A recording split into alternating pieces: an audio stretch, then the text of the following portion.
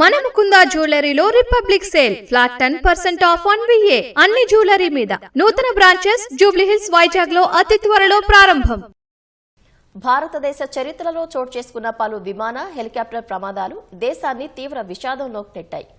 ఈ దుర్ఘటనల్లో రాజకీయ నాయకులు, శాస్త్రవేత్తలు, సినీ ప్రముఖులు తమ ప్రాణాలను కోల్పోయారు.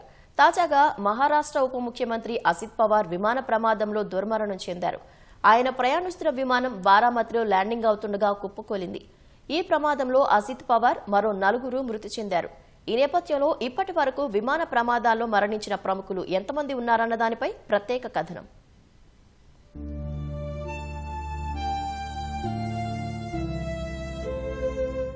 గత ఏడాది దేశవ్యాప్తంగా తీవ్ర విషాదాన్ని నింపిన అహ్మదాబాద్ ఎయిర్ ఇండియా ప్రమాదంలో గుజరాత్ మాజీ ముఖ్యమంత్రి విజయ్ రూపానీ మరణించారు. ప్రమాద సమయంలో విమానంలో 242 మంది ప్రయాణికులు ఉండగా అందులో కేవలం 1 మాత్రమే ప్రాణాలతో బయటపడ్డారు. ఆ విమానం ఓ మెడికల్ కాలేజీ హాస్టల్పై కూలడంతో మరో 19 మంది ప్రాణాలు కోల్పోయారు.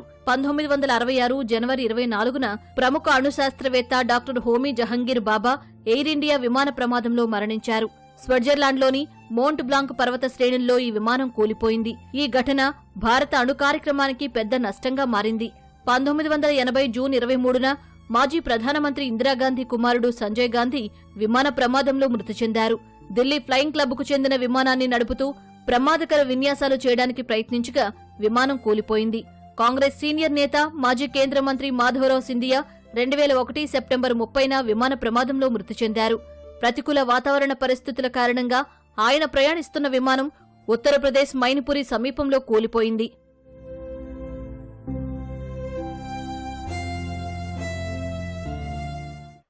లోక్సభ మాజీ స్పీకర్, టీడీపీ నేత జీఎంసీ బాలయోగి 2002 మార్చి 3న హెలికాప్టర్ ప్రమాదంలో మరణించారు.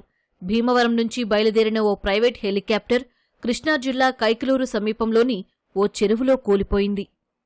తెలుగువారికి ఎంతో సుపరిచితురాలైన ప్రముఖ సినీ నటి సౌందర్య 2004 ఏప్రిల్ 17న జరిగిన విమాన ప్రమాదంలో మృతి చెందారు. బెంగళూరు జక్కూర్ ఎయిర్ఫీల్డ్ నుంచి కరీంనగర్కు బయలుదేరిన సెస్నా సింగిల్ ఇంజిన్ విమానం టేకాఫ్ అయిన కొద్దిసేపటికే కూలిపోయింది. అప్పటికి నిండు గర్భిణిగా ఉన్న ఆమెతో పాటు మరో 4 ఈ ప్రమాదంలో మరణించారు. ఈ ప్రమాదం సినీ లోకాన్ని శోకసంద్రంలో ముంచింది.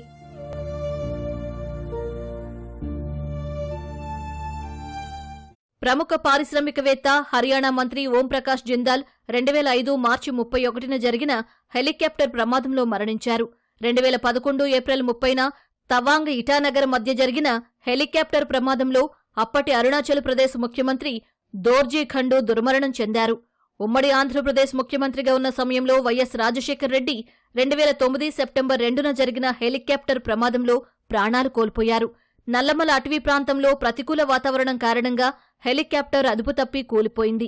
భారతదేశ తొలి chief of defence staff general Bipin Rawat 2021 December 8న జరిగిన హెలికాప్టర్ ప్రమాదంలో మృతి చెందారు. ఈ ప్రమాదంలో బిపిన్ రావత్ భార్యతో పాటు మరో 11 మంది మరణించారు. ఇప్పుడు ఈ విషాద జాబితాలో మహారాష్ట్ర ఉప ముఖ్యమంత్రి అజిత్ పవార్ పేరు కూడా చేరింది. ఇలా వరుసగా జరుగుతున్న విమాన, హెలికాప్టర్ ప్రమాదాలు చరిత్రలో చెరగని విషాద ఘట్టాలుగా నిలిచిపోయాయి.